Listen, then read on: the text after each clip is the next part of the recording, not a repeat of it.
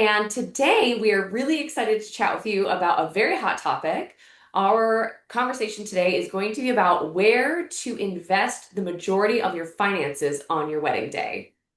If you crave luxury but need guidance, then stay tuned for magic. Welcome to Wedding Tips and Tales with TS Wed, the podcast where we unveil the secrets to crafting the perfect luxury wedding. Join us for expert advice and insider tips that will make your special day unforgettable. Let's make your wedding dreams come true together. Hi, everyone. Welcome back to Wedding Tips and Tales with TS Wed. My name is Taryn, And I'm Dani. and we are the dynamic duo that makes up Taryn Stark Wyant Event Planning and Design. We are wedding planners that service luxury weddings worldwide. Danielle, what are you drinking? I'm drinking water. Are you drinking wine? It felt right. That was a lot of judgment in what I just said. I'm so sorry. I approve of You it. know what? You know what? No judgment. Life is hard. It might be a little before five, but it's a Chablis. It's summer. It feels right. It feels fine. Feels fine. Cheers. Yeah. All right. So, Danielle Marie, Yes. the age-old question for every wedding planner ever is Right. when a couple comes to us and says, "Great, we have this much money. Let's call it $100,000. Mhm. And how can we bring this vision to life within budget? Where are we going to tell them to focus their main expenses?" So I'm going to skip the obvious because it's obviously very self-serving to say that your planner is every penny. So we're gonna not talk about that because that should be kind of self-explanatory, and we've talked about how important a planner is writ large. So outside of a planner, a lot of people say venue is the next most important because you've heard it. I know you've heard it. They're like, if the venue's pretty enough, you don't need to spend as much on. When people say this, I swear to Betsy, it is like my heart sinks and falls because the fact of the matter is that's not true. That's not true. It's just not true. Like a pretty place is a pretty place, but you still need to make it look like a wedding. Like it doesn't look like a wedding. And you might have like a really pretty place and then say, "Wonderful, I want this to feel like a mystical fantasy world in which my guests can enjoy feeling like they're inside the book." Great. The Right. pretty place doesn't matter then. Right. Yeah, completely. So, like I'm not discrediting venue. Obviously, that is important. And, picking a ballroom space versus an outdoor oceanfront space, sure. That being said, Right.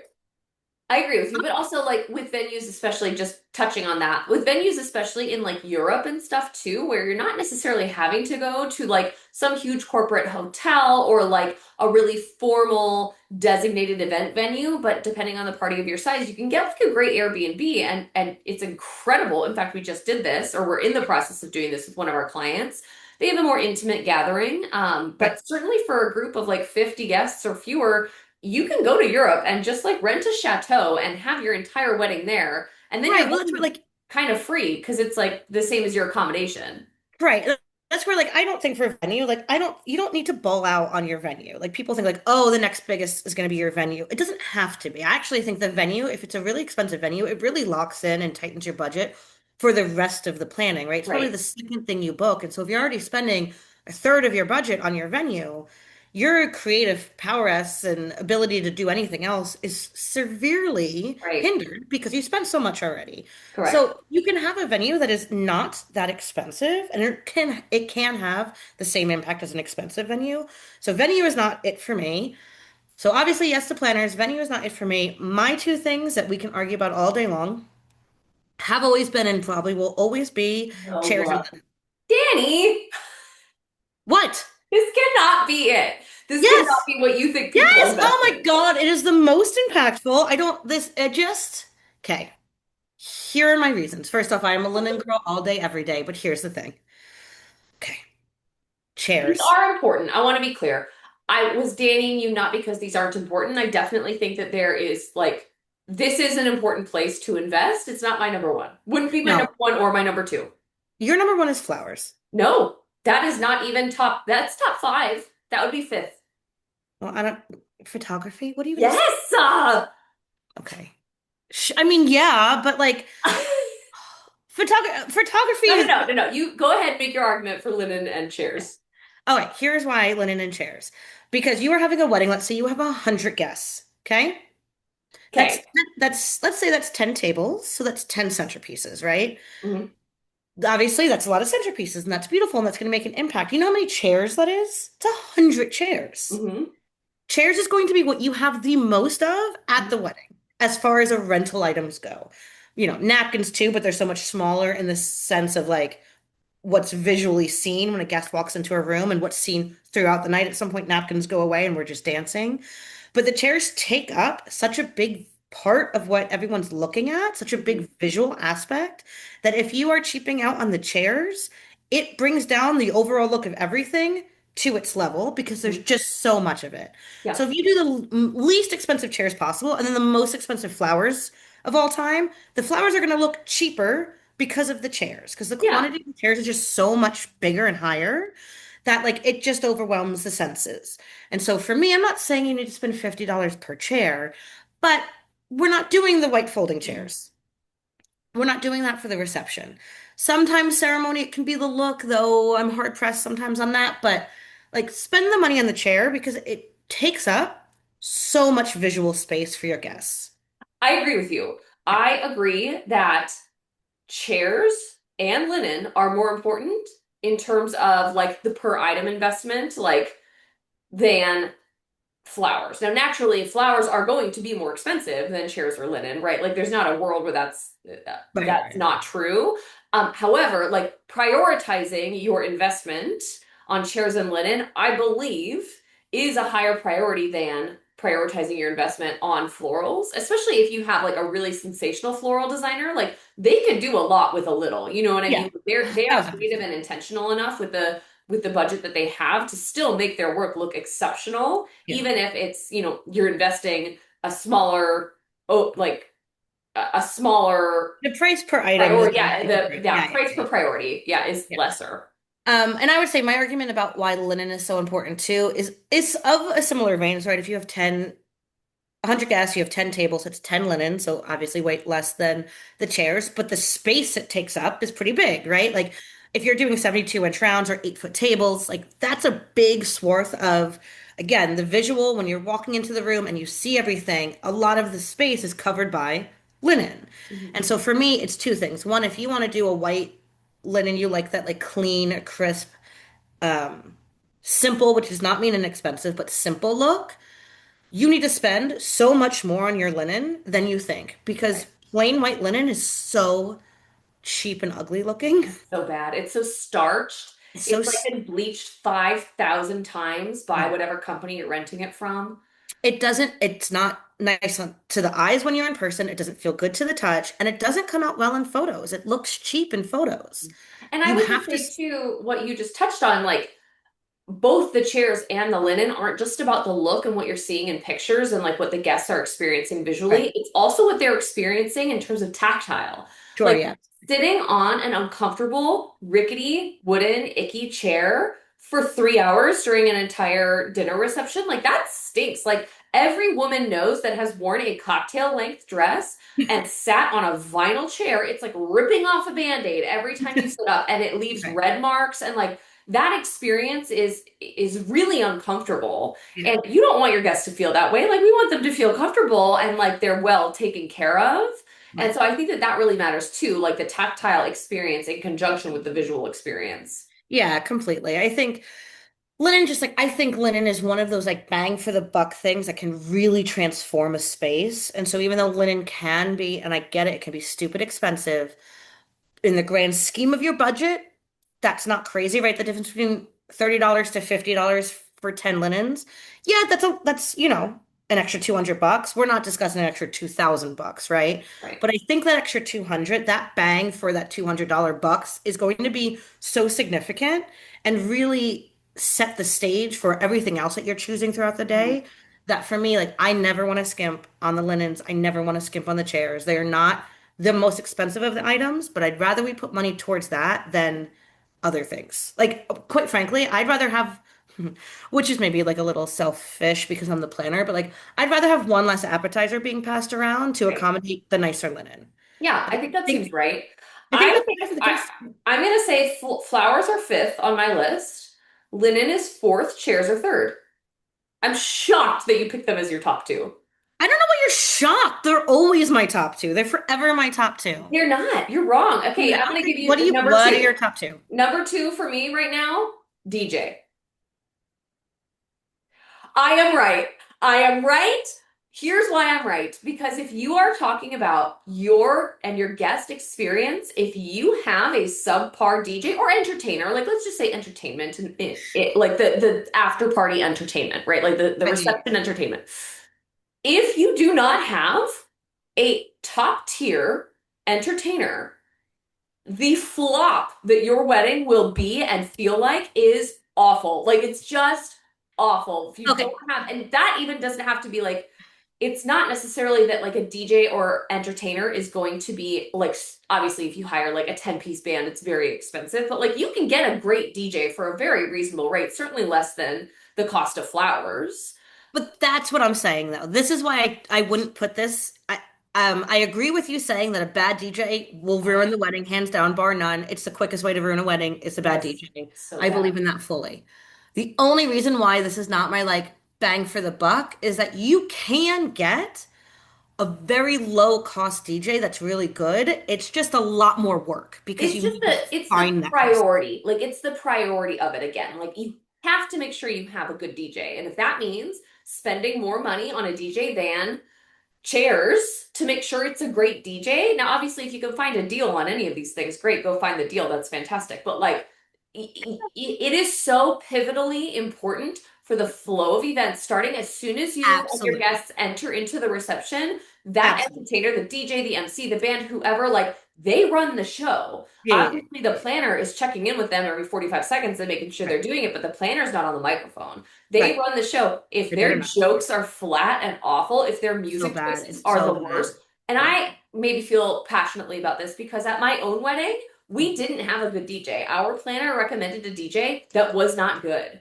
Yes, And yes. I was so disappointed because we love music. We were very young, all of our friends, we loved a good party. Like, and it wasn't good. Like it just Right. Yeah, yeah, yeah. wasn't good and it totally vibed. Like it vibed through the whole night. And Yes. like people were nice, but people started to leave early. You know, that's the you don't want people to start to leave early because you 100%. have a Yeah. bad entertainer. And so I really think that in terms of prioritizing, like the DJ is at like he is worth the spend if you can guarantee a good entertainer, maybe not a DJ, but a good Right. reception entertainment and MC experience. Like I almost feel like you can't even put a price on it. Like it's so I guess important. here's my argument, and this is going to be my same problem that I have with your first choice, which is photography. My argument is going to be that like chairs and linen, with the very, very rare exception, you cannot get good chairs and linen for cheap. You can get in the scale, in the photography DJ scale. I Mhm. just got a DJ quote my love for 12 grand for the wedding day. Yeah. Chris Cerna is 3 grand. No, he would never charge that now. He would never charge that Go, now. go on and look at the last thing we paid him for a on-island wedding. He is nowhere near that 12 grand mark, and he is our favorite. He's our favorite. We love him and he's sensational. I love that you're making this argument. I'm so sorry. The last time we paid Chris Cerna less than like at least 5 to 7 grand is shocking. And it's because he does all sorts of other things. Right. I'm saying DJ only. This is for 4 hours on the wedding day. I got a Yeah, 12 that's grand. surprising. That's surprising. That's Right. expensive. His pricing is 400 to 500 an hour. So four Yeah. hours on a wedding day times five is 2 grand. Yeah. And I I'm just got not a saying 12 you grand. can't spend stupid money on things. You obviously can. To your point, you can obviously spend 50, 60, $75 Right. per chair. That's stupid money. Like you can spend stupid money on things. Right. But I'm saying I think I'm standing by my thing. Like you can get a good DJ for a reasonable rate. Of course Right. you can. I think your priority should be to find the good DJ and invest there first before you start looking at flowers and stuff because at the end of the day, you are going to eventually need to cut costs. And Right. if you confirm the most expensive florist first, and then you have to use a subpar DJ, Right. even if it is a $3,000 DJ, but all you I think have is that's fair. 1,500, like Right. you've made a grave error Yeah, there. no, I think that's right. And I do fully agree that, and I think a DJ more than a photographer is the quickest way to ruin a wedding just because of the awkward factor. Yeah, the awkward factor is rough. And I think that the difference too between a DJ and photo video, because I am looping them together as one, um, is that a DJ is purely the experience on the event day, Sure, yeah. whereas photo video is a dual, it's a Yeah, double, that's very fair. right? And so It's therefore my number long-lasting one, impact. it's really exactly. So Right. number one for me is going to be the most important investment besides a planner is photo video. And here's why. Obviously, you want to throw a great celebration. You want to take exceptional care of your guests. You want this to be a memory, like core memory of a lifetime for them. Like you want that, you want to be a great host. You want it, so therefore you want all these other things. You want great flowers, you want a great, entertainment, you want great tactile thing. Like you want all these great things. At Right. the end of the day, why are we there? We're not there for the party. We're there for the ceremony. We're there for the fact that you're committing your lives to each other forever Right. in front of people that you know and love. Like that is what we're doing at a wedding. Right. That is the point. And so for me, I think the most important thing to invest in then is the one thing that you get to take away from that and have forevermore as a family heirloom, as a reminder of the commitment that you made, and that is your photos and your video. Right. Like that's the only thing you get to take away. Like yes, you'll have memories, of course, of a great experience, of an awesome time, of a luxury event. Like those are really important, but that's not something you could hold in your hand. The only Right. things you can like actually hold in your hand and then re-experience again, it not through memory, but like actually experience again, are your photos and your video. And Yeah. so that's what I mean when I say like the like second half of it, but the first half of it is also that your photo video team, they are going to be the most closely connected to you on the wedding day, even more than your planner.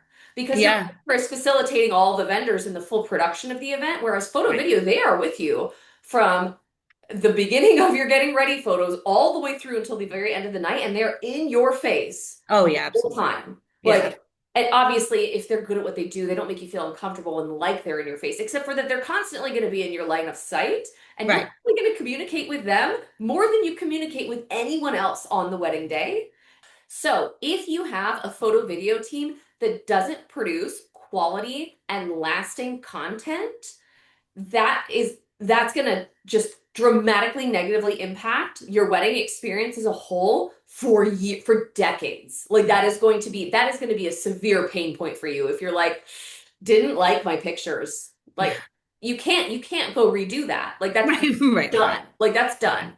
At the same time, if you're on site and you're with the wrong match for photo video, like they have to That's be, that's my biggest thing. yeah, Because, and I will like, and again, this is gonna, I'm always the one being a little like blunt and mean about things. The thing is, because we've had this happen years and years and years ago with Tail, we had a bride who wanted a photographer that I did not like. I did not like their personality on site, and I did not like the quality of their photos, especially for the vibe she was doing, the look and the aesthetic she was doing. This photographer was not the same design and look as what she was producing. And so I tried, we were in the office together. I yep. tried to convince her in the most tactful way as possible to not book this So photographer. we were much, the thing is too, we were much younger then. Yes. Now we would just say no. Correct. Yeah. Oh, Now we yeah, have it in our totally. contract that says we Right. get to approve who you pick, Right. and we would just say no. And but this is part of the reason why we do that is because of this, because I had a whole conversation. I even think I asked a different photographer who was fantastic to lower their price point so I could like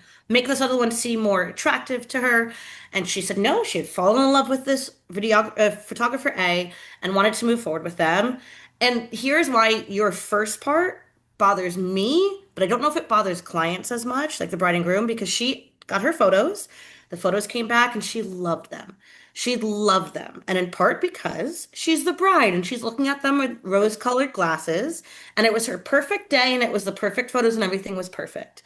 You and I looked at the photos and went, well, this isn't pretty. Like, because we knew how pretty it was in person, and the photos did not do that design and look justice. And we knew a different photographer would have made much better photos than the ones Right. that we had gotten. But as a bride or a groom, you don't necessarily know that, right? Because you're looking at it, one, you're not looking at wedding photos every day, all day like we are. You don't necessarily know the stylistic differences between photographers like we tend to. But also, again, you're looking at what is your perfect day, ideally, and like a really lovely day and all of your favorite people. And so you're looking at it with big hearts in your eyes. Mhm. And so you don't realize that that picture could have been 10 times better. You're not going to realize that because of course you're not. Like there's not like an example where you have two people taking your same wedding photos and you go, "Oh yeah, this one is a lot better." So for me, that's more of a like insider knowledge sort of thing. Like we know Mhm. those photos could have been better, and so it hurts us more. Do you know what I mean? Yeah, I think yes, but also like I, I mean, it's still, I've had personal experiences yeah, where right. I've hosted an event and had a photographer there that like I love the pictures because it brings back memories of my baby shower, my wedding, or my, whatever it was. And yet I know they weren't good. Right. And that's sad for me. I don't like Yeah. that. Like that makes me sad. That And might then be the nature of our business, though. Like we yeah, just, it might that might be true. but I don't know. I think the second part is absolutely true, though. If the personality on your Yeah. photo video team is not matching the couple's personality, that's And a just long day. it's a long day, and it's Long like day. there's enough emotional everything, Right. excitement, stress, nervousness, like anxiety. Like there's the whole gambit of emotions on the wedding day. The people that are front facing for you, and this is why we really do harp on photo, video, DJ, hair, and makeup, they're going to be front facing for the couple. Like the Right. couple's going to be involved with them, and the guests are going to be involved with them.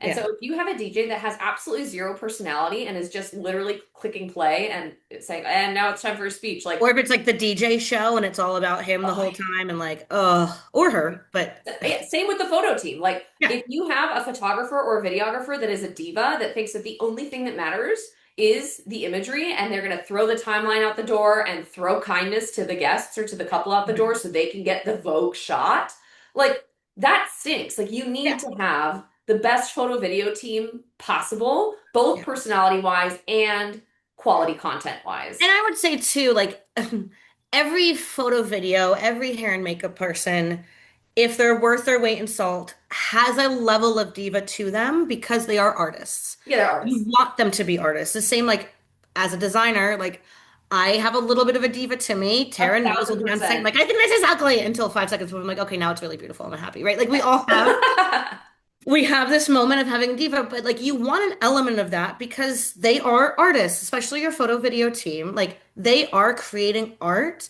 And so there are often times, and you know this as us planners, where we're like, we have to reel the photographer back a bit and be like, Right, girlfriend, we need the couple back now. It's time for cake cutting or whatever it is. So you want a level of that because that does mean that they're passionate about it, that they're right. seeing something they really want to capture, they're excited.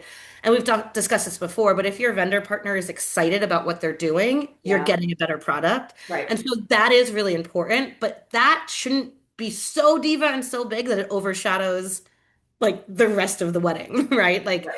throwing the timeline to the door or to the dogs and being like, we're done, I need more time. But like that causes rippling effects and problems for the wedding day itself. Yeah. But like a little, like, don't worry if your person has a little bit of a diva to them. We want a little bit. All right, all right. So we're wrapping up because we're Yeah. running over on our time, but let's real quick. Top five for each of us now that we've made our arguments. I'm In sticking order. with mine. Mine's correct. Speaking of a diva, mine's 100% correct. Number one is wedding planner. Not including wedding planning. All right, mine is number five. No, Fluff. include wedding planning. What? Include wedding planning. That's number one. Oh, We just said we okay. were going to talk about it because duh. That's fine. Okay, okay, okay. That's fine. Okay. So number five for me would be linen, Okay.